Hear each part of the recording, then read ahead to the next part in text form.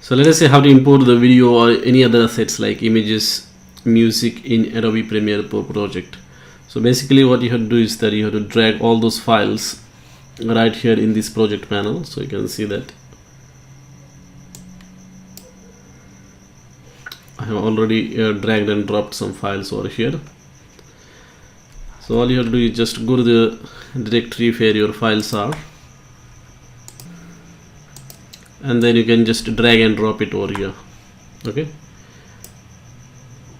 or alternatively what you can do is you can drag and drop on the timeline itself. So you can just drag and drop it on the timeline. Okay, and here it is saying that clip mismatch warning, the clip doesn't match the sequence settings. So if the frame rate or the dimensions of this clip doesn't match the sequence settings, then you will get this pop-up, and you can do either change the sequence settings or you can keep the existing settings. So there are two options available for you.